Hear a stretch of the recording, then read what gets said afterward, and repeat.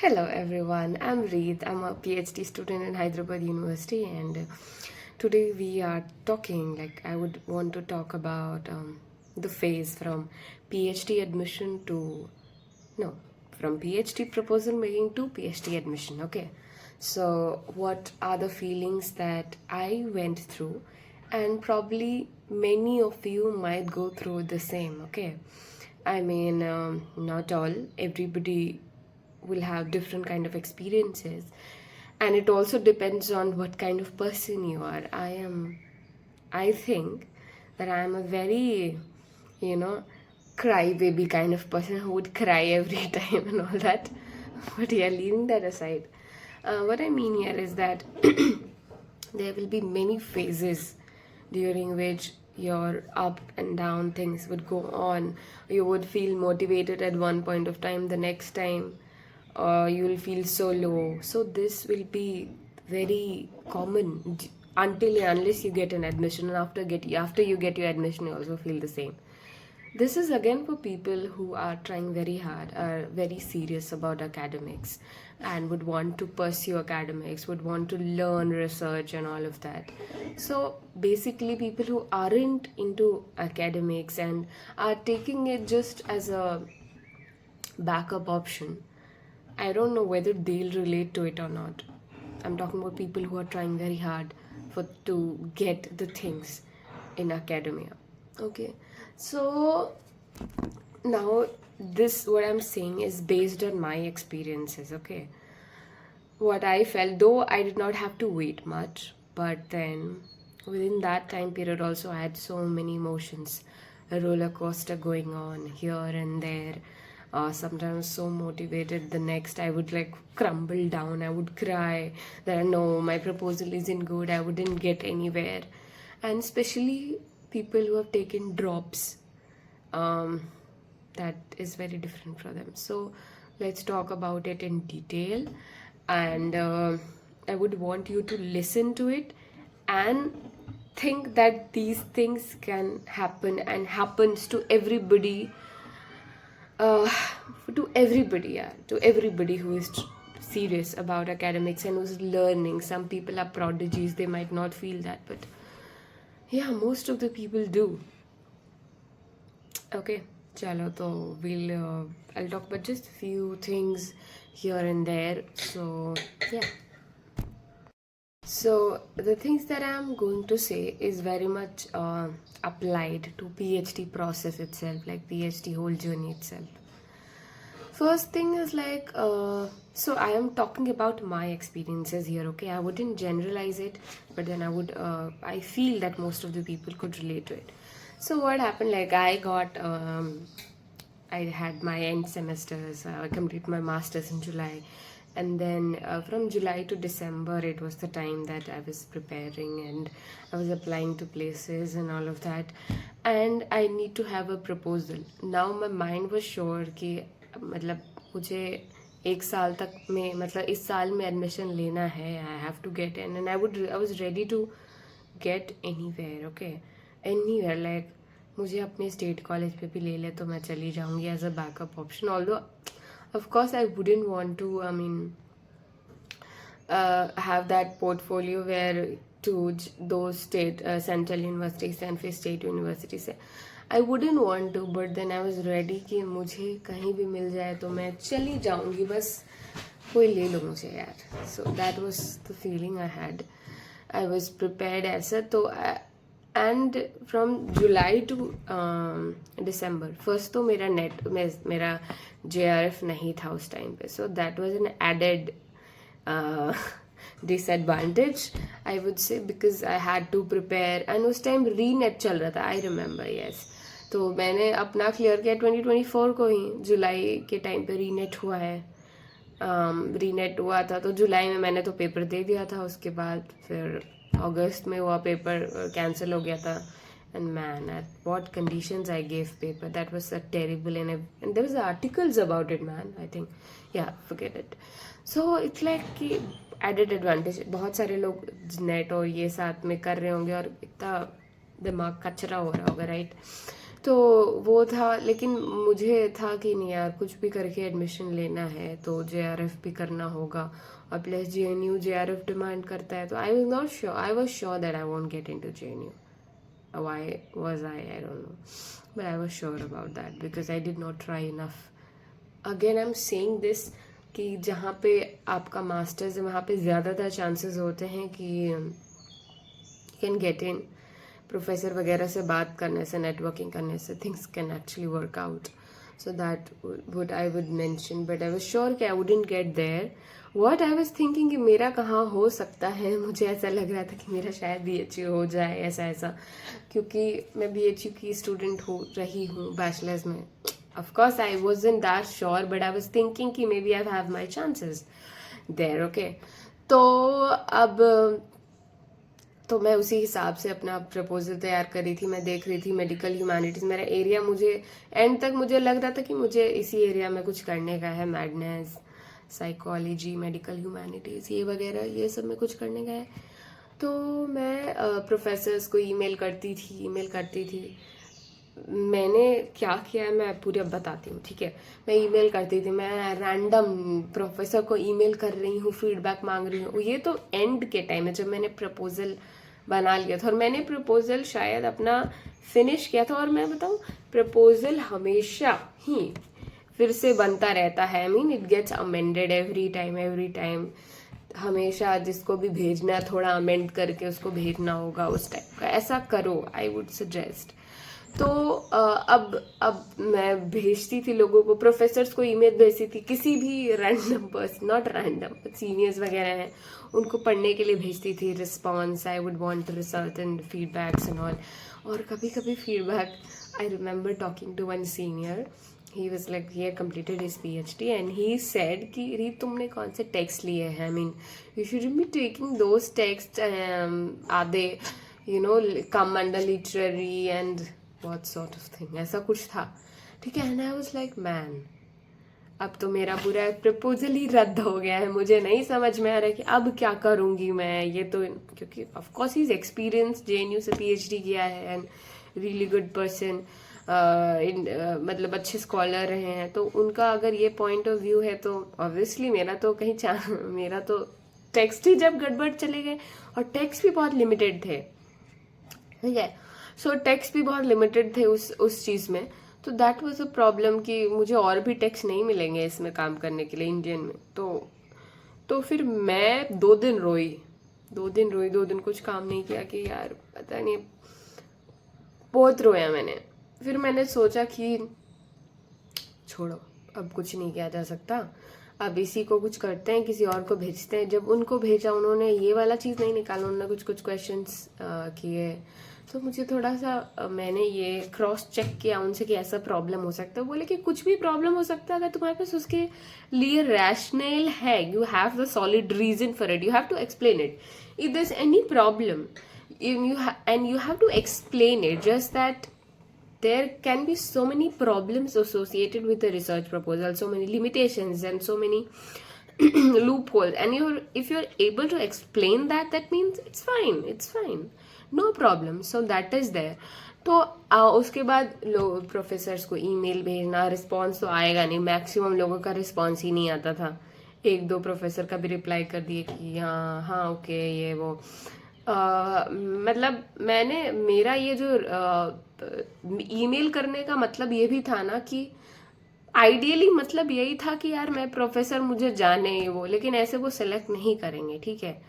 Email करने से भी ऐसा नहीं होता कि लोग सेलेक्ट कर लेते. दिस इज पीपल से जस्ट दैट अगर आपका इंस्टीट्यूशन है, आप थोड़ा रीच आउट करो ये वगैरह, तो काम हो सकता है. लेकिन ईमेल वगैरह से केवल काम नहीं चलता, लेकिन बहुत लोगों का चला है, ठीक है, बहुत लोगों का चला. अगर ईमेल पे सर बोलते हैं कि हाँ I am interested in your proposal, okay let's meet if you want to, ऐसा तो आप सोच सकते हो कि कहाँ चीज़ें बन सकती है, ओके. तो यस, तो कमिंग बैक टू इट, तो मैंने ऐसे ये वाला जो फेज, जब आप अपना प्रपोजल बना लिए हो, आप दिखा रहे हो, मैंने प्रपोजल 2-3 महीने लगाए बनाने में, लेकिन मैंने जैसे बताया ना कि continuously I was amending those proposal, amending my questions, at the end भी वो कचरा ही हुआ, but I am sorry. Yes, so it's like continuously that's a revision process of the proposal. And ये हो गया ईमेलिंग वगैरह की बात, सीनियर से फीडबैक लेने की बात. और बहुत लोग यार पता है, बहुत लोग ये सब कुछ नहीं करते और उनका हो जाता है, ये भी याद रखना तुम. लेकिन खुद को तसल्ली भी तो होनी चाहिए ना कि मैंने जो किया है, वो प्रपोजल जो मैंने किया है, वो मैंने मतलब इसमें कुछ है भी या नहीं, ये किसी को समझ में भी आ रहा है कि नहीं. ये बहुत ज़रूरी है जानना कि मुझे ठीक है, मुझे समझ में आ रहा है, लेकिन किसी दूसरे इंसान का पर्सपेक्टिव क्या है उसको लेके, ये जानने की ज़रूरत है. Okay, yes. तो इसीलिए फीडबैक और ये सब इम्पोर्टेंट है. अपने सीनियर्स से पढ़ाओ और समझाओ. बहुत लोग नहीं पढ़ेंगे, ठीक है. कोई आपका प्रपोजल क्यों पढ़ेगा अगर कोई आपका अच्छा दोस्त है. और भाई प्रपोजल पढ़ने में मौत आएगी, मतलब एकेडमिक पेपर्स पढ़ने में मौत आती है. तो आपके कोई ट्रस्टेड लोग हैं जो पढ़ सकते हैं, तो फीडबैक दे सकते हैं, तो बढ़िया है. Okay, now what else. Yes, तो ये है ना कि हर ईमेल के बाद मुझे एक मोटिवेशन आता था, फिर एक नेगेटिव चीज़ आती थी, तो फिर मुझे फिर डिमोटिवेशन होता था कि भाई समझ में नहीं आ रहा क्या करे ये वो. फिर हर इंटरव्यू के बाद अगर आप सिलेक्ट हुए तब तो बल्ले बल्ले, बट हर इंटरव्यू के बाद you are doubting your proposal, you are doubting your area कि यार इसमें कुछ है कि नहीं है, इसमें कोई स्ट्रेंथ है कि नहीं, कुछ पावर है कि नहीं. So every time you will doubt, every time it would be like. And believe me, मेरे लिए तो 6 महीने का टाइम था. People who are taking drop are so mentally disturbed man, literally. Like attaching yourself to an institution make things comparatively easier, and when you have not attached. बहुत सारे लोग freelancing and internships वगैरह कर रहे हैं, तो I would also suggest कि अपना समय एटलीस्ट अपने मेंटल हेल्थ के लिए कुछ चीज़ें ऐसे हसल वगैरह ज्वाइन कर लेना. अगर इंटर्नशिप वगैरह हो, रिसर्च इंटर्नशिप्स, पब्लिशिंग हाउसेज वगैरह, अपने मेंटल हेल्थ के लिए चीज़ें तो तुम सीखोगे ही. लेकिन अगर आपका 2 साल 3 साल एडमिशन लेने में लग रहा है and you are sure that at that point of time you wanted to join academia, proposal चलता रहेगा, बनता रहेगा, बट आपका जो मेंटल हेल्थ है, अगर आपने उस टाइम पे बस प्रपोजल पे ही ध्यान दिया और एक्स्ट्रा में कुछ नहीं कर रहे हो, तो आपका मेंटल हेल्थ बहुत बेकार तरीके से बिगड़ जाएगा. I have like I had my friends who are doing these things and telling me how they are feeling. They feel useless. ठीक है, तो that's a very sad part of the whole academic thing, academic structure, which is sad. पता नहीं मैं क्या बोलूँ इसमें, लेकिन तो ये चीज़ें हैं कि अगर आपका और ड्रॉप जाता है, and of course if you have been, आप कुछ तैयारी वगैरह नहीं कर रहे हो. बहुत लोग एकेडमिक्स को इसलिए समय देते हैं ताकि वो कंपटीशन वगैरह के लिए तैयारी कर सके. इंग्लिश लिटरेचर में कंपैरेटिवली कम लोग ऐसे होते हैं जो मतलब एकेडमिक्स एंड जैसे कंपेयर टू सोशल साइंसेस. तो खैर, yes. So what I was saying, I have to be sorry in every video because of the unstructuredness that I'm presenting here and there and half sentences. If you feel that, just comment down and I will improve myself. Okay, yes. So तो ये रहा कि तो मैं आपको 3-4 चीज़ें बताना चाह रही हूँ. बेसिकली आई एम जस्ट फिर से आई एम रिकैप कर देते हैं. फर्स्ट इज कि आप फीडबैक जब लोगे, आपका मोटिवेशन ऊपर नीचे होता रहेगा, हमेशा होता रहेगा जब का एडमिशन ना हो. और किसी एक इंसान ने अगर बोल दिया कि आपका प्रपोजल कुछ मैटर नहीं करता, या मतलब इट्स नॉट, मतलब you can not understand what you have done, और ऐसा डिमोटिवेट नहीं होना. आपको पता है कि आपका क्या काम है, ठीक है, ये चीज़ है. कंटिन्यूसली प्रोफेसर्स को ईमेल फीडबैक वगैरह लेते रहना है. प्रोफेसर्स रिप्लाई नहीं करेगा, बट इट्स फाइन, कोई बात नहीं. कभी कोई रे ऑफ होप निकल जाए तो वो होगा. आप थ्रू आउट दिस जर्नी, जब तक एडमिशन ना हो, आप बहुत लो फील करोगे, एट टाइम्स आप मोटिवेटेड फील करोगे, किसी ने आपका प्रेज कर दिया तो आप थोड़ा सा एनर्जाइज हो जाओगे, फिर आप अगेन आप उसी यू नो उसी चीज़ में फंस जाओगे कि I don't know if my proposal है, this constant question that is my proposal worth it, is what am I working on, am I you know am I very sure of what I'm working on, मेरा area जो है क्या वो मुझे admission दिला सकता है. These are the constant questions that you'll be bombarded with, and it's okay to feel that way. आप हर एक, जब आपका रिजेक्शन होगा, you will constantly doubt your proposal again and again कि पता नहीं सही है कि नहीं है. Many people have many proposals, 2-3 proposals. जब उनके 1 साल ड्रॉप हो जाते हैं, 2 साल ड्रॉप हो जाते हैं, many people have like multiple proposals, ताकि उनको हमें भरोसा ही नहीं हो पा रहा है कि कोई प्रपोजल हमें एडमिशन दिला पाएगा कि नहीं दिला पाएगा. But I would say कि, and also during the 2-3 year gap, अगर आप कुछ नहीं कर रहे हो apart from this proposal making, I would suggest to join internships, do some work apart, because this will go on, or maybe teaching or something of that sort.